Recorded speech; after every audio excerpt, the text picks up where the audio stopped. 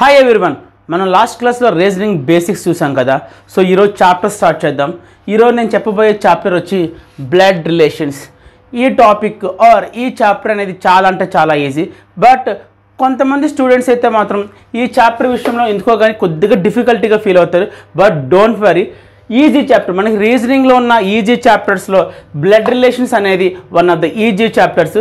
So blood relations నేను ఈరోజు చెప్తాను. బట్ నేను స్టార్టింగ్ చెప్పబోయే 5 minutes కూడా మీరు ఇంట్రెస్ట్గా వింటే మాత్రం ఇంకా నెక్స్ట్ బ్లడ్ రిలేషన్స్ మీద ఏ సమ్ ఇచ్చినా సరే ఈజీగా సాల్వ్ చేయొచ్చు. బట్ నేను స్టార్టింగ్ చెప్పే 5 minutes అంటే చాలా important. So focus on first 5 minutes. Next blood relation మీద ఏ క్వశ్చన్ అడిగి, ఎంత టఫ్ క్వశ్చన్ అడిగినా చాలా ఈజీగా సాల్వ్ చేయొచ్చు. మహా అయితే బ్లడ్ రిలేషన్ మీద 3 generations బేస్ చేసుకొని క్వశ్చన్స్ అడుగుతాడు. మనకి జనరల్గా పేరెంట్స్, సో ఇది మిడిల్లో ఉండే జనరేషను. సో వీళ్ళ కింద వచ్చేది ఎవరు? మనం, అంతే కదా.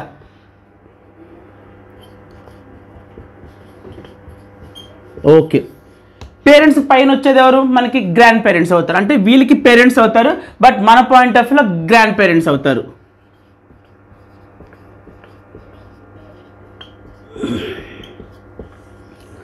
Just 3 generations. ఫస్ట్ జనరేషన్స్ వచ్చి మనకి గ్రాండ్ పేరెంట్స్ అవుతారు, సెకండ్ జనరేషన్ వచ్చి పేరెంట్స్ అవుతారు, థర్డ్ జనరేషన్లో ఆబ్వియస్లీ మనం ఉంటాం. సో ఎలాంటి క్వశ్చన్ అయినా, ఎంత టఫ్ క్వశ్చన్ అయినా ఈ 3 generation బేస్ చేసుకొని అటు నుంచి ఇటు తిప్పి, ఇటు నుంచి అటు తిప్పి క్వశ్చన్ ఇస్తారు తప్ప అంతమించి డిఫికల్ట్ అయితే ఏముండదు. చెప్పాను కదా, easy chapter. Just starting of 5 minutes class మాత్రం ఎక్కడ స్కిప్ చేయకుండా చూడండి. తర్వాత ఎటువంటి ప్రాబ్లమ్ ఈజీగా సాల్వ్ చేయొచ్చు. ఓకే, ఫస్ట్ ఆఫ్ ఆల్ మనకి బ్లడ్ రిలేషన్ ఎలాంటి ప్రాబ్లమ్ సాల్వ్ చేయాలన్నా సరే కొన్ని రిలేషన్స్ మనం తెలుసుకోవాలి. అసలు ఏ రిలేషన్స్ ఉన్నాయి, అసలు ఏంటి అని చెప్పి. మన తెలుగులో అయితే మాత్రం రిలేషన్స్ అయితే చాలా ఎక్కువ ఉంటాయి. But coming to English there are limited number of relations. అంటే చాలా తక్కువ ఉంటాయి రిలేషన్స్. ముందుగా మనం రిలేషన్స్ ఏమున్నాయో ఒకసారి చూద్దాం. మన తెలుగులో తీసుకుంటే మాత్రం రిలేషన్స్ చాలా ఎక్కువగా ఉంటాయి. But coming to English there are limited number of relations. So ఇంగ్లీష్లో ఉన్న రిలేషన్స్ ఒకసారి చూద్దాం. ఏ రిలేషన్స్ ఉంటాయో ఒకసారి చూద్దాం. Father or mother. నెక్స్ట్ వచ్చేది ఏంటిది? Uncle or aunt. Next nephew. నేను మొత్తం ఈ రిలేషన్స్ అన్నీ కూడా ఇంకొకసారి ఎక్స్ప్లెయిన్ చేస్తాను, ఒకసారి చూద్దాం. Nephew or niece. Next cousin. So ఇక్కడ వరకు రిలేషన్స్ ఉంటాయి. ఇంకొక రిలేషన్స్ గ్రాండ్ పేరెంట్స్ అనమాట. అంటే గ్రాండ్ ఫాదర్ కానీ గ్రాండ్ మదర్ కానీ, grandfather or grandmother. Last one father in law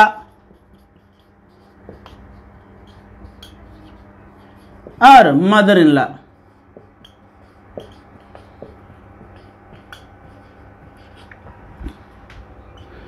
actually ఇక్కడ పాయింట్ నేను చెప్పాలనుకుంటున్నాను. రీజనింగ్కి అయితే ఏ సంబంధం లేదు, బట్ ఇక్కడ father in law mother in law వచ్చింది కాబట్టి చిన్న పాయింట్ చెప్పాలనుకుంటున్నాను. ఇంగ్లీష్లో మనకి సింగులర్లు ప్లూరల్ అని చెప్పి ఒక కాన్సెప్ట్ ఉంటుంది. సో జనరల్గా చాలామంది 90% స్టూడెంట్స్ ఫాదర్ ఇన్ లాకి ప్లూరల్ ఫామ్ రాయమంటే మాత్రం వాళ్ళు రాసేది ఫాదర్ ఇన్ లాస్. ఎందుకంటే జనరల్గా మనం దేనికైనా క్యాట్కి ప్లూరల్ ఫామ్ రాయండి అంటే ఏం రాస్తాం? క్యాట్స్ అని రాస్తాం. But especially father in law mother in లా వీటికి మాత్రం ప్లూరల్ వచ్చి మనకి ఫాదర్ ఇన్ లాస్ అయితే కాదు, ఫాదర్స్ ఇన్ లా. అదే మదర్ ఇన్ లాకి వచ్చి మదర్స్ ఇన్ లా. సో ఈ రెండు గుర్తుపెట్టుకోండి. నెక్స్ట్ కమింగ్ టు, సో మనకి ఇంగ్లీష్లో తీసుకుంటే మాత్రం ఈ రిలేషన్స్ మాత్రమే ఉంటాయి, అంతమించి ఇంకేం ఉండదు. సో ఏ ప్రాబ్లం అయినా సరే కన్ఫామ్గా రిలేషన్స్ బేస్ చేసుకొని మాత్రమే క్వశ్చన్ ఉంటుంది. అలాగే కమింగ్ టు బ్లడ్ రిలేషన్స్కి వచ్చి మీకు ఎగ్జామ్లో కన్ఫామ్గా ఒక మార్క్ బేస్ చేసుకుని ఒక క్వశ్చన్ అడుగుతాడు. సో జాగ్రత్తగా ఉండండి. ఈజీ చాప్టర్ కాబట్టి ఈజీగా ఒక మార్క్ కూడా మనం గెయిన్ చేయొచ్చు.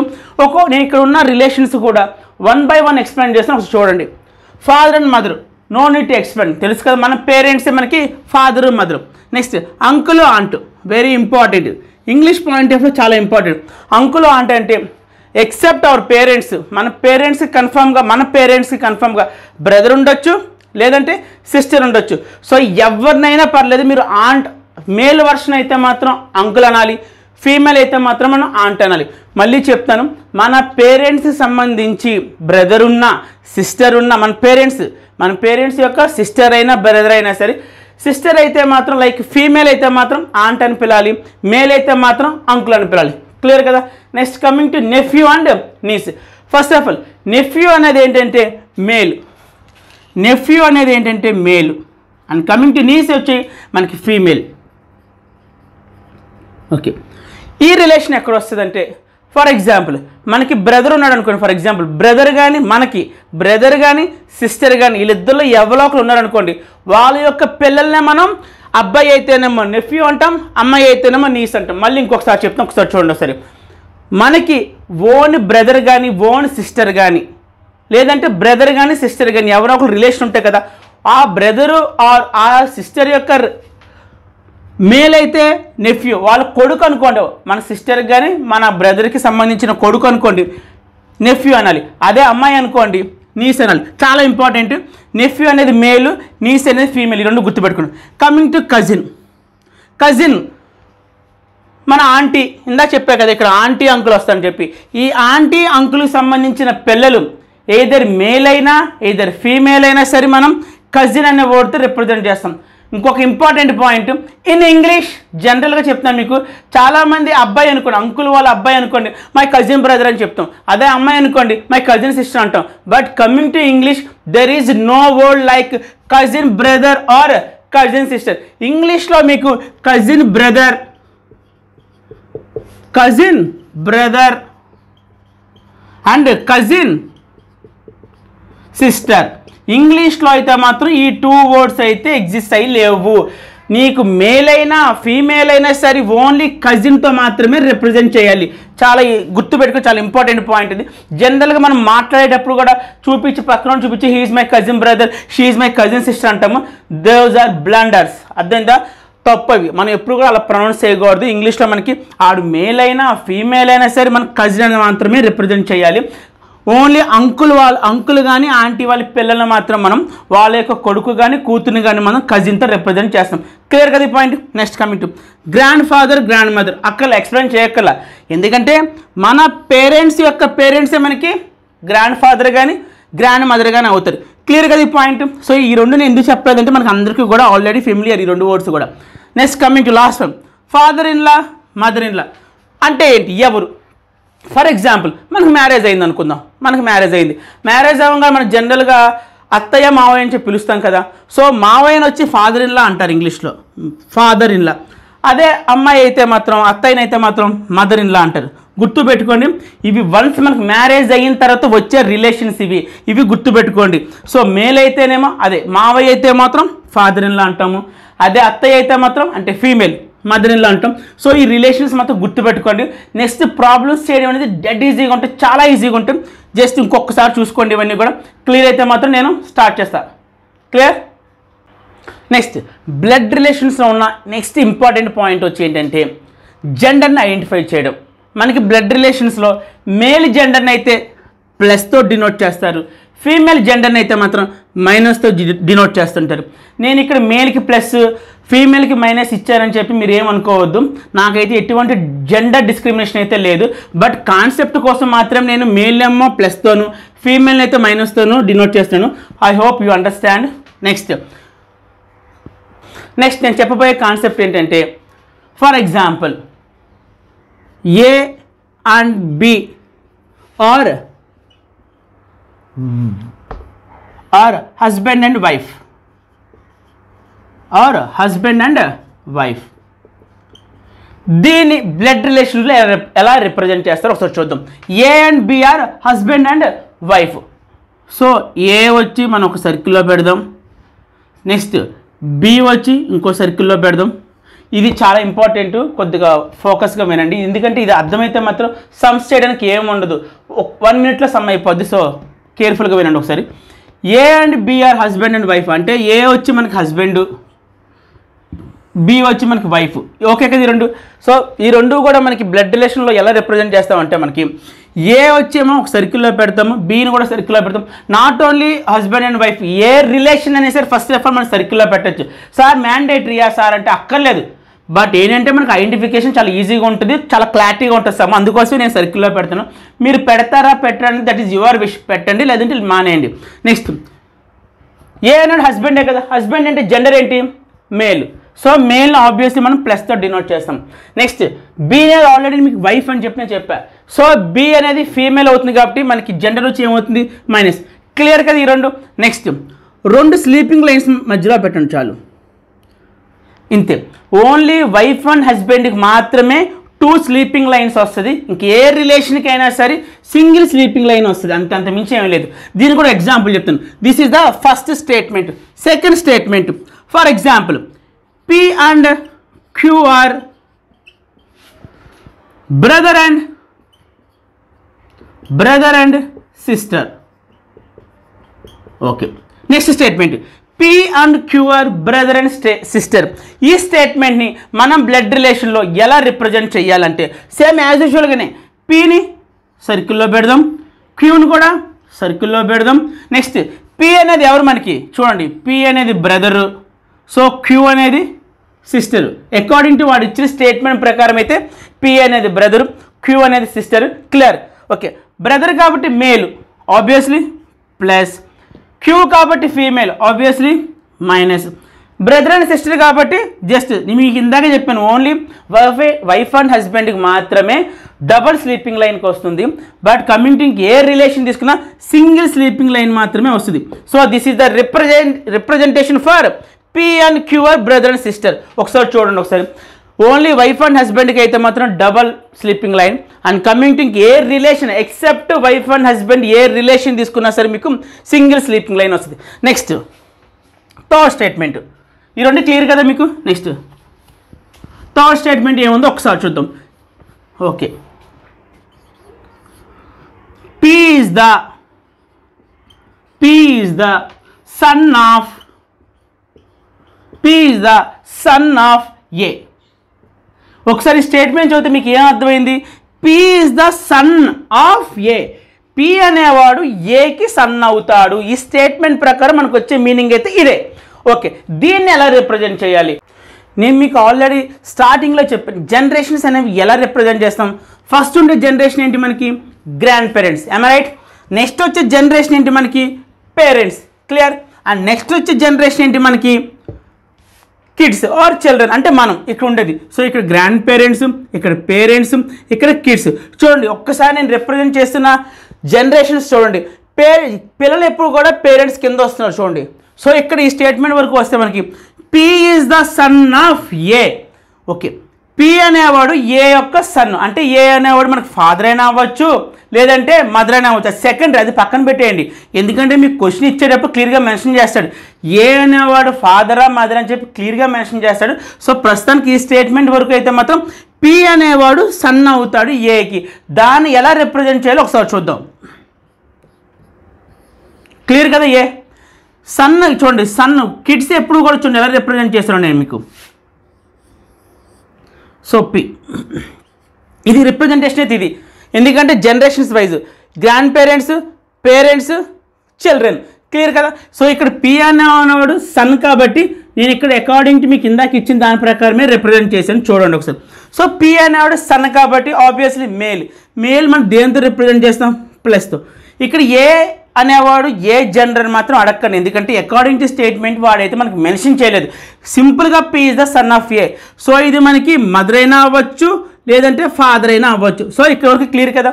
సో ఇవి మాత్రం గుర్తుపెట్టుకుంటే సరిపోద్ది, ఇంక ఏ బేసిక్ అక్కర్లేదు. ఇప్పటి వరకు నేను చెప్పిన బేసిక్స్ ఒక్కసారి మీరు రివిజన్ చేసుకుంటే చాలు. ఎటువంటి సామాన్ అయినా ఎటువంటి ప్రాబ్లం అయినా ఈజీగా సాల్వ్ చేయొచ్చు. మనం ఇప్పుడు కొన్ని ఎగ్జాంపుల్స్ చూద్దాం, అప్పుడు మీకు ఇంకా ఈజీగా అర్థమవుతుంది. క్లియర్? మనం ఒక్కసారి ఎగ్జాంపుల్స్ మనం చూసుకుంటే మాత్రం ఫస్ట్ ఆఫ్ ఆల్ ఏమి ఇచ్చాడో ఒకసారి రీడ్ చేద్దాం మనం.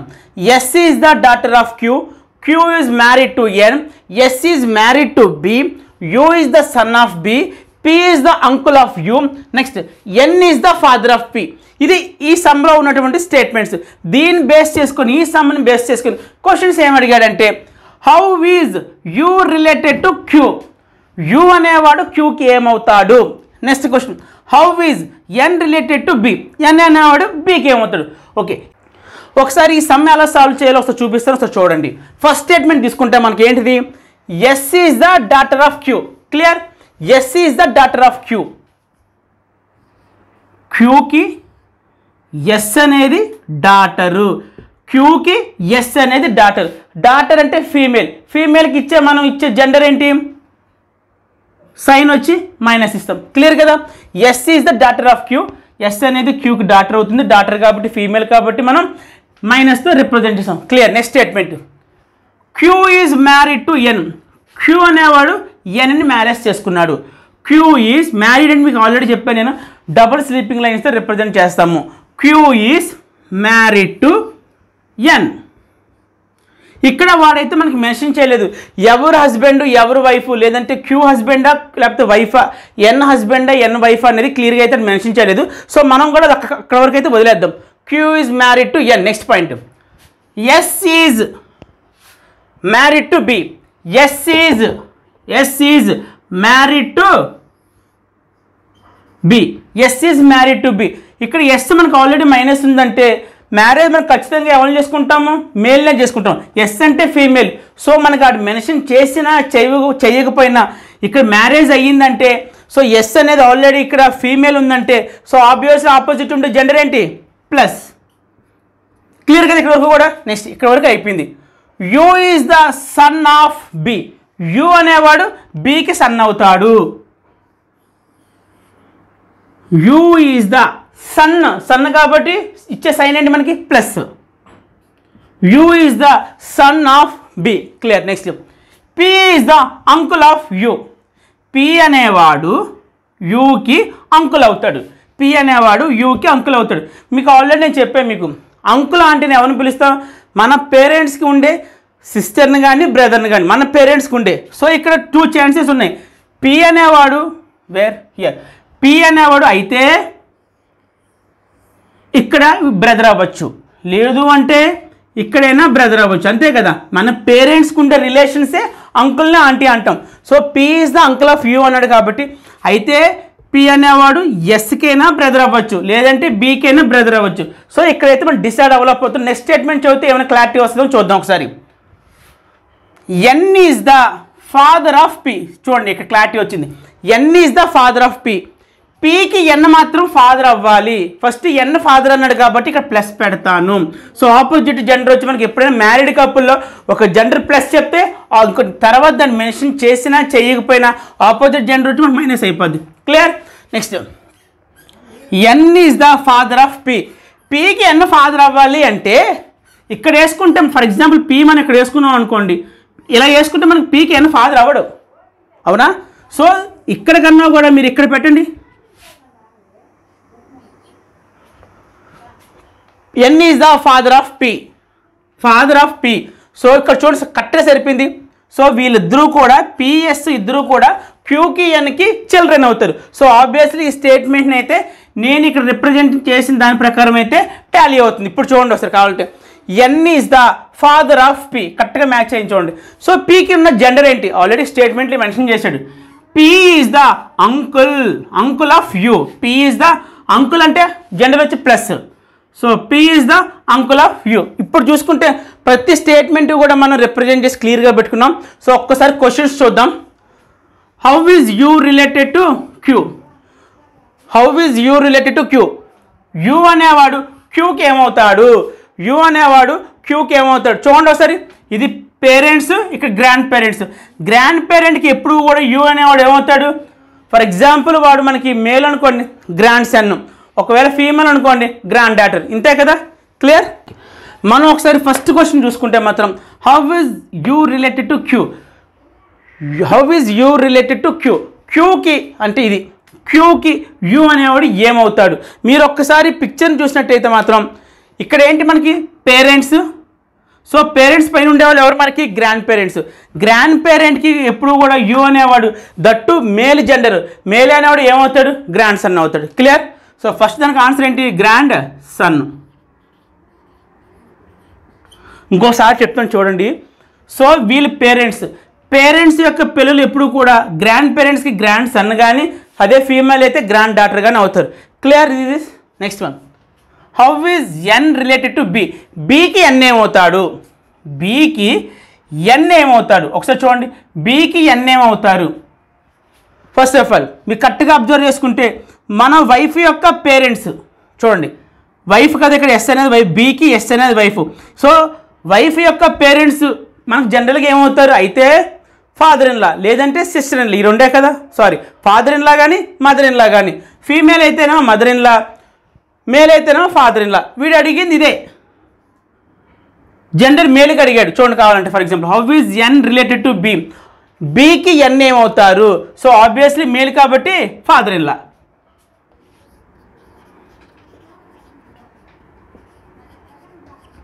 ఒక్కసారి ఇంకొకసారి రిపీట్ చేస్తాను, ఫాస్ట్గా చూడండి. S is the daughter of Q, S is the daughter of Q. Next Q is married to N, Q is married to N. S is married to B, S is married to B. Next U is the son of B, U is the son of B. P is the uncle of U, P is the uncle of U. Next N is the father of P, N is the father of P. Clear కదా. So this is the example for blood relations. ఇవే కాదు చాలా sums కూడా just మనం starting చెప్పుకున్న 5 to 10 minutes చెప్పుకున్న basics మైండ్లో పెట్టుకొని ఈ ప్రాబ్లమ్స్ని సాల్వ్ చేస్తే మాత్రం చాలా ఈజీగా ఉంటాయి.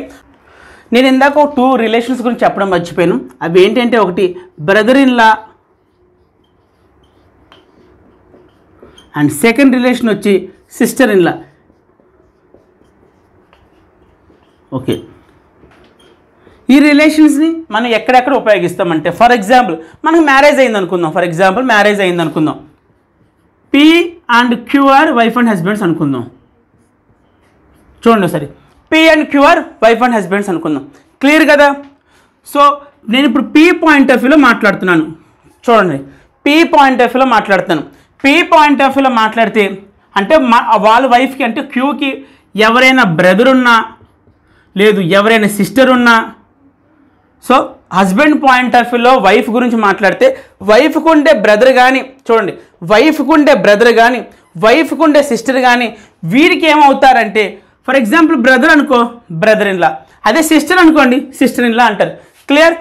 దీనికి వైస్ వర్సా కూడా చెప్పొచ్చు. ఫర్ ఎగ్జాంపుల్ ఇప్పుడు క్యూ పాయింట్ ఆఫ్ వ్యూలో మాట్లాడతాం అంటే ఏంటి, వైఫ్ పాయింట్ ఆఫ్ వ్యూలో మాట్లాడదాం. Wife, so wife point of వ్యూలో మాట్లాడినప్పుడు వాళ్ళ హస్బెండ్కి అంటే పీకి, వాళ్ళ హస్బెండ్కి బ్రదర్ ఉన్నా అలాగే సిస్టర్ ఉన్నా, చూడండి నేను ఇప్పుడు క్యూ పాయింట్ ఆఫ్ వ్యూలో మాట్లాడుతున్నాను.